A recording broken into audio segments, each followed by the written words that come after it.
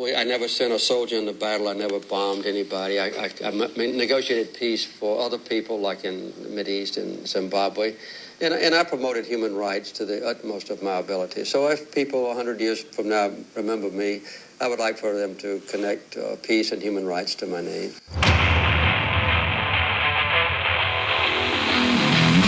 Good morning to you, wherever you are, because it is Morning Somewhere! For December 30th, 2024. My name is Bernie Burns. Sitting right over there, she is enjoying the penultimate day of 2024. It's Ashley Burns. Say hi to Ashley, everybody. You have to love a good penultimate, but in the end, it's really just a lead up to the ultimate day. So is it Tuesday. The ultimate? Is it the ultimate day? Tomorrow's the ultimate day of 2024. So did ultimate just used to mean last? I mean, you can't. I guess so, or like final, right?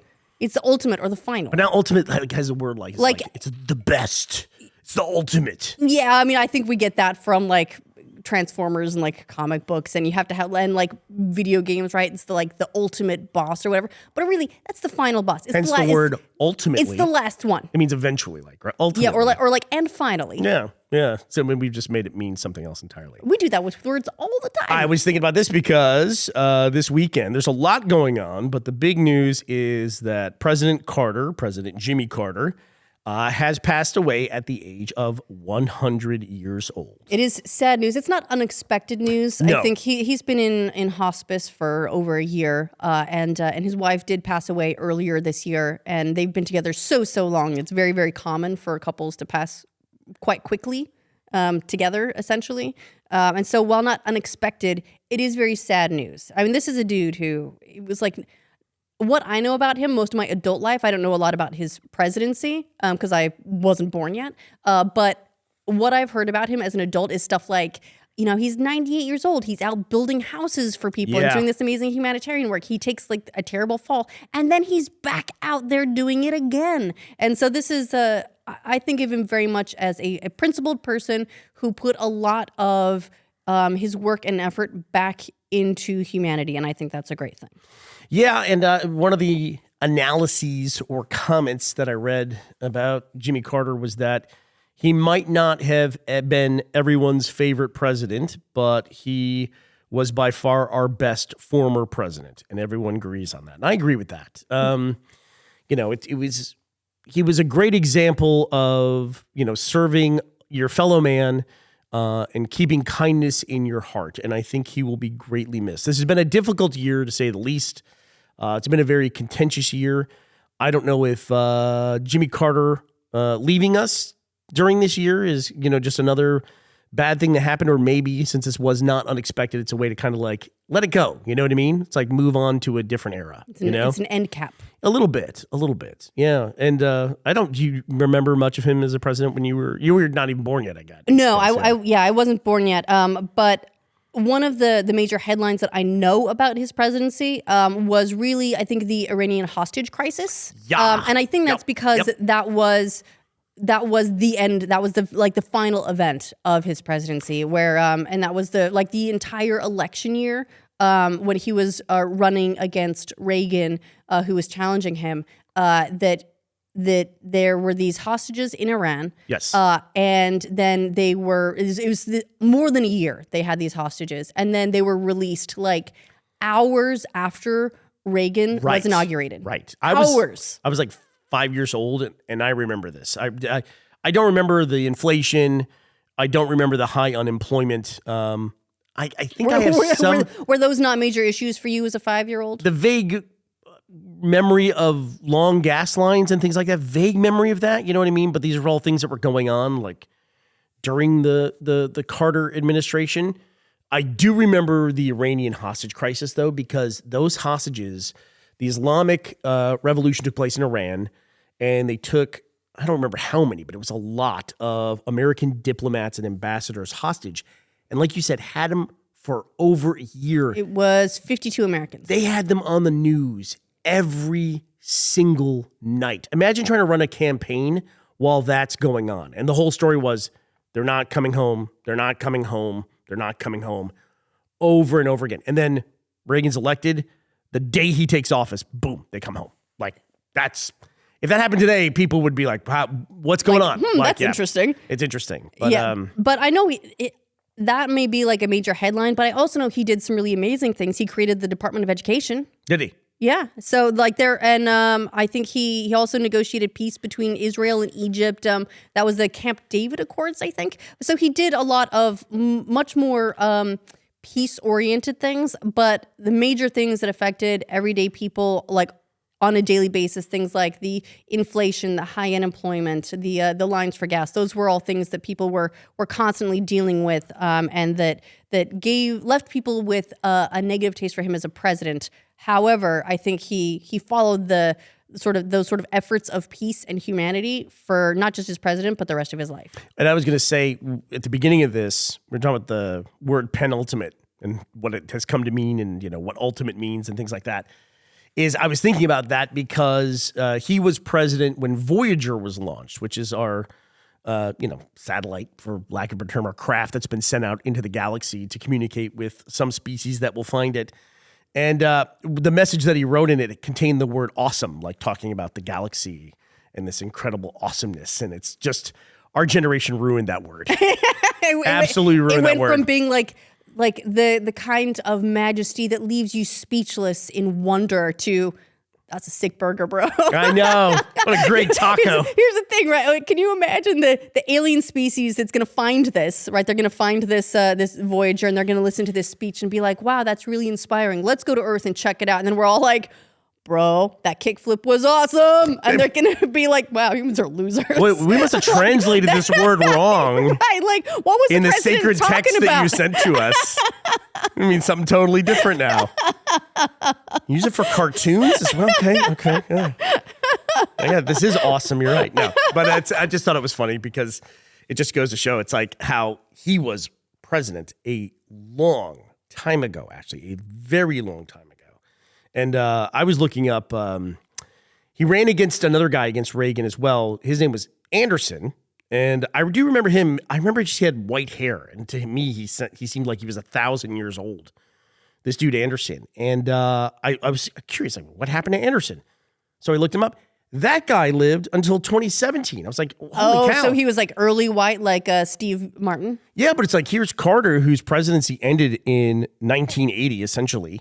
And he lived all the way to 2024, 44 years after that. And it's like, but Anderson, one of the guys he ran against, lived till he was 95, lived till 2017, which was, Ashley, almost 10 years ago now. Because I looked at that. Come on, you can't say that. I mean, we're going into 2025 now, so it's 2017 is 8 years ago, which is almost 10 years ago. Oh, that freaked me out a little bit. Yeah, no, that's just gross. That freaked me out. Do you not find that awesome? I am going to immediately I'm sorry. forget that you said that. Sorry, I'm very sorry. I'm sorry. Okay.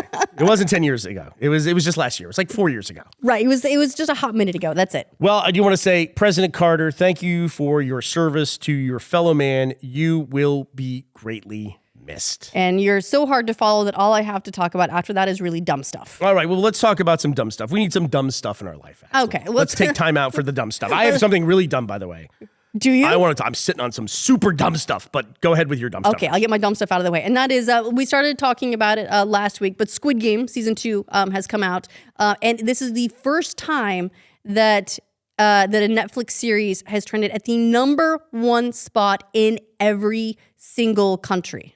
Every single country it's in. So wow. We have here, Squid Game is now ranked #1 in all 93 countries on the Netflix Where charts. do you go from there? I mean, what can you possibly do at that point? Well, I mean, you go down. There's nowhere to go. There's nowhere to go from the #1 spot except down. So it's explosively successful. I remember when the first season of the show. It sounds like a great show that you and I should try to watch sometime, Ashley, and not fall asleep immediately. I know. I'm so sorry. As soon as we start watching it. Well, okay, but I do have a little bit of a caveat for this, where if you're one of the few people apparently who has not already watched Squid Game 2, that this is not like Squid Game Season 1.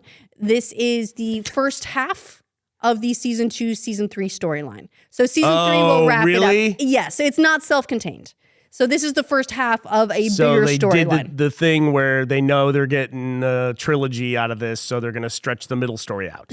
Yes, sort of. But I think it may also be that the creator there's more story to tell. It's not quite as season 1 was a very to scale season 1 story, and I think he's trying to like zoom out and do more. Sometimes with the you get final Empire arc. Strikes Back. Sometimes you get Matrix Reloaded.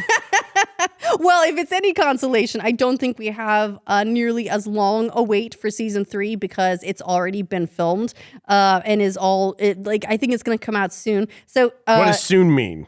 well, the creator, so series director, writer, executive producer Hwang Dong-hyuk, he put out a letter to fans before season 2 came out. He said that the 3rd season is going to be the last season, and he said, "I am beyond excited to be writing this letter to announce the date for season 2. Share this news of season 3, the final season. The fierce clash between two worlds will continue into the series finale with season 3, which will be brought to you next year." God damn, that was a long way to get to that piece of information. I wanted to read the. I wanted to read the. No, full I'm quote. not saying. I'm saying he was like stretch that out. Burying the lead a little bit. So, So what does next year mean though? 'Cause already next year been filmed. could mean, is it 2025? Because that's like Yes, because 2 he days was, from now. Well, he was making this announcement before season 2 came out. So yes, he's talking about Okay. 2025. Season 3 will be out, and I have hopes that it may even be earlier in the year, so we're not waiting to the very, very end. the length of that statement. Hopefully that finishes before next year. Because season 3 has already been filmed. They filmed season 2 and 3 back to back. So season 2 is now out. That means they'll be working on season 3. Netflix will find a spot where it could use a number 1 in every country again and pop it in that spot. I don't see how they're going to do that. The only thing to do at this point is maybe get like the previous one to rank in every country. Really, what do you do after that? Here's the thing is they have to get it going on the moon, on the ISS, There you go. and then they can, if you have the ISS, does that count as its own country? Can it be number 1 in the ISS and be number 4? 26 years from now, we get a relay transmission back from Voyager and it goes, pretty good. That was awesome. Thumbs up. Awesome show, guys. Can't wait for season 3.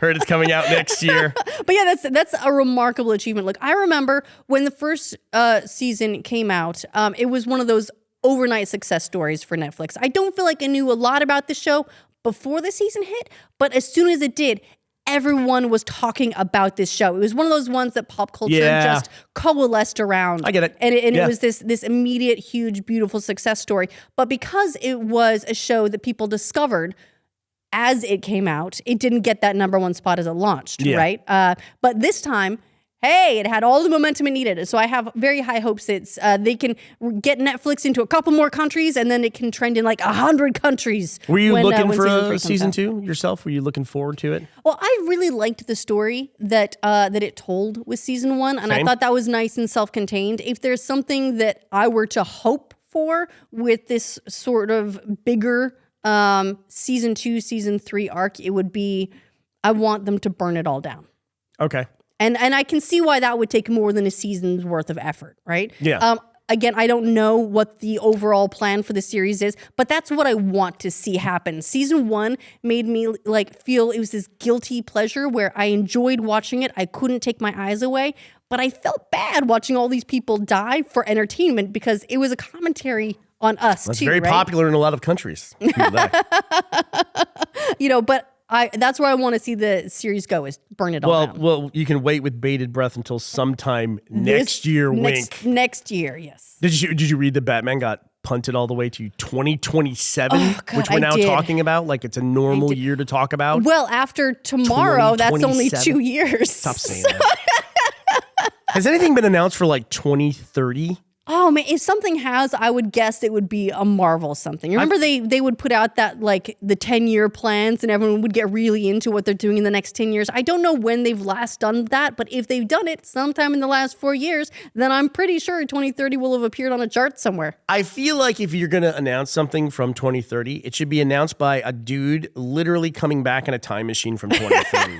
That's too far in the future to just be talking about it casually. Like, hi, friends, I'm back from the moon. Guess what's coming out? Exactly. It's got to be like the Terminator. You've got to show up naked because he couldn't bring any clothing back with him or any weapons.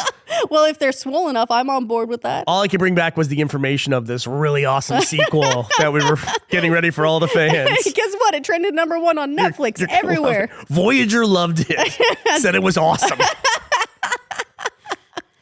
Can I talk about my ridiculous thing? Yeah, I'm waiting with bated breath. So this was a weekend where a lot of things happened. I don't want to pass up either that NASA did have this really cool milestone where they got closer to the sun than they've ever gotten. I can't really add anything more to that. It was a mission, a probe that they got within 3.8 million miles of the sun, which is, according to the scale of the sun, it's like they basically hit the sun, is what they're saying. Right. So as far as they're concerned, they landed on the sun. That's a near miss at something the size of the sun, apparently, is 3.8 million miles. That's incredible. But yeah, so it's the closest we've ever been to our sun, which is going to lead to, I hope, incredible things for that program. But I want to talk about something far dumber than that. Okay. I want to move from that to the Pop Tart Bowl. I'm sorry, the what? Ashley, you familiar with the Pop Tart Bowl? I'm not. Let me say, college football. I love this part of college football because this is the part of college football where basically all the teams know how they did. They're either playing for the championship or they're not playing for the championship. And there's all these bowl games that happen that if they don't make sense to anyone who doesn't follow college football or who doesn't follow American sports, let me just say to you, it doesn't make sense to anybody who follows college football either. Because these bowl games are like, you'll have like the Alamo Bowl, which is like the second place team from the Big 12 and the third place team from the ACC. Because, of course, those teams need a place where they're going to have to play. Of course they do. Right? And they have these ridiculous corporate sponsorships that don't last more than a few years. Well, like Pop-Tarts, apparently? Listen, don't you say that name with a little reverence. They are doing it right. I was thinking more like the Poolin Weed Eater Bowl. That's the one I remember. Hold on, I'm going to look up the weirdest football. I think there was an sponsor. Outback Steakhouse Bowl at one point. I think there was. Okay, hold on. I've got a list. Here. Are you ready? By the way, there's like 30 or 40 of these things. Oh my God. Here's a list of 7 of the weirdest. Ready? Okay, we have the Gildan, New Mexico Bowl. They make like activewear, like t-shirts. Oh, I thought you were saying that was like a city sponsored them. Okay, go ahead. The Belk Bowl. Belk. Apparently, Belk is a department store chain in the southern states. The Foster Farms Bowl. That's a poultry company. The bar is very low. So the chickens are sponsoring college football now. A Raycom Media Camellia Bowl? I wonder what it would take to sponsor a bowl.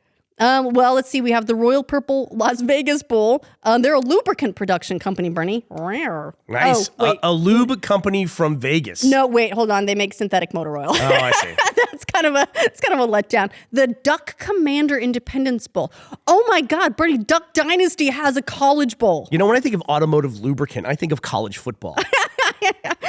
What other event could they possibly sponsor with an automotive lubricant? They just want to make sure that you know that you're doing oil change. These are all like the Rusty's bumper wash from cars. The Zaxby's Heart of Dallas Bowl. That's like a restaurant chain. Say Duck Dynasty has their own bowl? Yeah. Or did? Yeah, so that's amazing. God, I haven't thought about Duck Dynasty in forever. They're putting all their money into the college football game, apparently. I haven't thought about them for 10 years. Back in 2017 was the last time I thought about Well, they want to make sure that you're still thinking about them, and that's why they're sponsoring the Duck Commander Bowl. So, what is Duck Commander? I think that's like, remember they got famous for making duck calls. I think this Duck Commander is like their famous duck call. Man, you just never know what's going to launch your media empire. For them, it was the Duck Commander. I mean, they must have been a big business before they launched the show, but that show was a juggernaut, dude. Yeah, that was. I feel like that was the conservative Squid Game. Everyone just coalesced around it. It was one of those things that just came out of nowhere and was this huge immediate hit. It was, you know what it was? It was. Then they all murdered each other. It was the Kardashians for dudes with long beards. They didn't murder each other, did they? Not as far as I know. Okay, good. Okay. But yeah, so this would have been good TV though. This is the part of the season for college football where it's like the teams that there are a bunch of teams playing that are playing for basically nothing, right? And probably one of the best examples like of that. exhibition matches. What's that? Are they like exhibition matches for college football? Yeah, they're kind of like glory matches. I don't know. It's like before it didn't really matter as much because Playing the for national Pop-Tarts? championship was like one game, and now we've got the playoffs, and now they're keeping the bowls around even though the playoffs are here. Okay. But they still kind of have this. So yeah, so Pop Tarts has a bowl, right? And here's a great example of how it doesn't matter. So in the Kellogg's Pop Tart Bowl, God, I gotta get into the lore here. There's lore behind this in a second. You kidding me? But it was Iowa State and Miami was playing. Okay. And Iowa State ends up winning this game by 1 point. Sounds like a good game. Which is important because Miami has this quarterback who was chasing a record. He's entering the draft.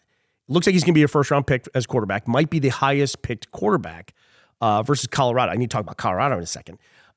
He could be the highest drafted quarterback coming out. So he gets the passing record for touchdown passes in the first half. He throws 3 touchdown passes in the first half. Wait, and this is Miami? This is Miami. Okay, This is great. Miami. So they have a great first half.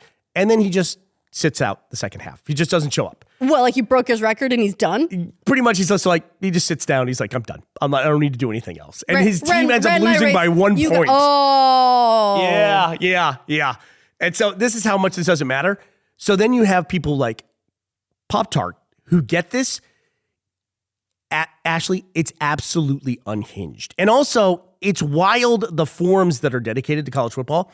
At this point, nobody cares. Like, I think They college know football, exactly what the stakes are. I love them. I think college football posters are so great. It's a bunch of people who probably have some level of higher education. They're witty. They go into these spaces and they say, look, this is not a safe space. They make fun of everything. They make fun of themselves. And it's fucking scathing and always absolutely hilarious. And the Pop-Tart Bowl, it's just like completely leans into that. The Pop-Tart, you got to look this up. Okay. The Pop-Tart Bowl features the world's only edible mascot. Oh, okay. That So sounds weird. They have these little Pop-Tarts, like these guys running around in Pop-Tart suits. But the hook here is that the champion of the Pop-Tart Bowl gets to choose which one of the mascots to eat. What? And so last year they chose strawberry. Oh, because there's different flavors of Pop-Tarts running around. Okay. This is important. They chose strawberry. They bring out this parade float sized toaster. Strawberry goes up on top of it, holding a little sign. I forget to like say, bye, everybody. They sink him down into the toaster. He's smiling the entire time and waving to everybody. And then out from the bottom shoots this like dining room table sized Pop-Tart cooked. And then the players just start digging into it and eating it. And apparently, I guess this traumatized enough of the home audience last year. Oh, really? I wonder why. That this year they decided to have this in memoriam for strawberry.